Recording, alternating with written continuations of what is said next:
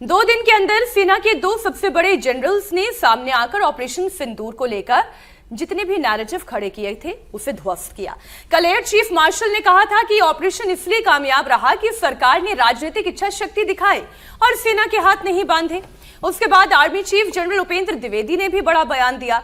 General Upendra Dwivedi ने कहा कि पहली बार इस ऑपरेशन को लेकर इतनी राजनीतिक स्पष्टता थी। हम लगातार कल भी ये चर्चा कर रहे थे और जब से ऑपरेशन सिंदूर शुरू हुआ तब से हमने यही कहा कि पॉलिटिकल ऑब्जेक्टिव क्या था, उसमें क्लैरिटी थी, ऑब्जेक्टिव बेहद क्लियर था। वही बात जनरल उपेंद्र द्विवेदी कह रहे हैं। जनरल उपेंद्र द्विवेदी ने ऑपरेशन सिंदूर को लेकर चलाए गए नैरेटिव की बात की। उन्होंने जंग की तुलना शतरंज से की। जनरल मुनीर को पाकिस्तान का फील्ड मार्शल बनाने का मजाक उड़ाया। जनरल ने ऑपरेशन सिंदूर को लेकर और क्या बातें कही, आइए आपको बताते हैं। You may be actually saturated by seeing the TV and the parliamentary debates. So I will not spend much time on that. I will say how the technology came into play. But certain things important. 22nd April, you're aware what happened in Pahalgam, and it actually shocked the nation. 23rd is the time when next day itself, we all sat down. And this is the first time which RM has also said, I think enough is enough. And all the 3 chiefs were very clear, something has to be done. And the free hand was given, of course, that you decide what is to be done. And that is the kind of a confidence with the political directions and political clarity for the first time we saw. And that's what made a difference, because we want to do a lot, but that kind of hand-holding and kind of free, no terms of restrictions, if I can say that. And that is what kind of raises up your morale. And that is how it helped our army commanders or commander-in-chiefs on ground to kind of act as per their wisdom. What we did, we played chess. Now, what does it mean? It means we did not know what is the next move the enemy is going to take and what are we going to do. This is something we called about the gray zone. Gray zone is that we are not going for the conventional operations, but we are doing something which is just short of the conventional operations. Conventional operations means go with everything, Clausewitzian approach. Take whatever you have. And if you are able to come back, it's okay, otherwise stay there. But that is the thing which we talk about, the conventional approach. Here the gray zone is any activity which is taking place in all domains. That is something which we are talking about, and Op Sindhu taught us that this is the gray zone. So we were making the chess moves. He was also making the chess moves.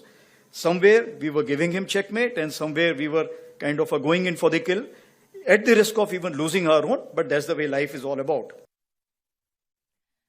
आपने general Upendra Dwivedi को सुना। उन्होंने कहा कि एक बयान मैं coat कर देती हूं, नैरेटिव मैनेजमेंट को लेकर मैनेजमेंट जो बहुत संवेदनशील है, दूसरी जगहों से ट्विटर और दूसरे हैंडल सामरिक संदेश देना बहुत जरूरी था। आप ये देख रहे हैं जो कुछ एक जंग मैदान पे लड़ी जा रही है, एक बहुत बड़ी जंग नैरेटिव के फ्रंट पर भी लड़ी जाती है और ये जंग देशों के बीच में लड़ी जाती है। जिस नैरेटिव को कल एयर चीफ मार्शल ने खत्म किया, नैरेटिव यही था ना कि कितने फाइटर जेट गिराए गए और उसमें परसेप्शन ये बनाया जा रहा था कि इंडिया के भी फाइटर जेट गिरे, तो वो एक नैरेटिव किल हुआ। और वही बात आज जनरल उपेंद्र द्विवेदी भी कह रहे कि जस्टिस डन, इसलिए पहला मैसेज हमने किया, ओके, जस्टिस डन। ऑपरेशन सिंदूर, मुझे बताया गया कि दुनिया में ये आज तक सबसे ज्यादा देखे जाने वाला मैसेज था। ये सरल संदेश से की गई सामरिक रणनीति थी जो आप लोग देख रहे हैं, ये बात उन्होंने कही। अब देखिए नैरेटिव मैनेजमेंट सिस्टम क्या होता है, उसे समझने के लिए एक और नैरेटिव मैं आपके सामने रखती हूं।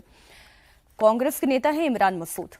सारी बातें हो चुकी है, ऑपरेशन सिंदूर की कामयाबी पर भी सबने चर्चा कर ली है और भारत की ताकत को भी सबने मान लिया है, लेकिन फिर भी वो नैरेटिव मैनेजमेंट क्या होता है, वो कैसे बिल्ड किया जाता है, इमरान मसूद के इस बयान से आप समझिए, सुनिए। मार्शल साहब का बयान इतनी लेट क्यों आ रहा है, समझ से बाहर है। पार्लियामेंट में जब ऑपरेशन सिंदूर पर चर्चा हुई तो हम प्राइम मिनिस्टर से सुनना चाहते थे कि प्राइम मिनिस्टर बताएं कि क्या क्या हुआ, और पार्लियामेंट में आपने कुछ बोला नहीं। आज एयर चीफ मार्शल साहब बोल रहे हैं, तो इसकी टाइमिंग मुझे नहीं समझ में आया कि आज ये क्या ज़रूरत आ रही। ऑपरेशन सिंदूर पे तो सारी चर्चा हो गई थी, समझ में आया कि आज एयर चीफ मार्शल साहब क्यों बोल रहे हैं, इसकी क्या आवश्यकता है।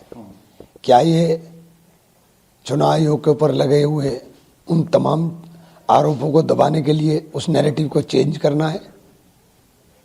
तो अगर ये है तो बहुत दुखद है, मुझे नहीं पता, लेकिन आज कोई ज़रूरत नहीं है। आज सबसे पहला जो सवाल राहुल जी ने देश के सामने खड़ा किया है उसके जवाब नहीं मिल पा रहे।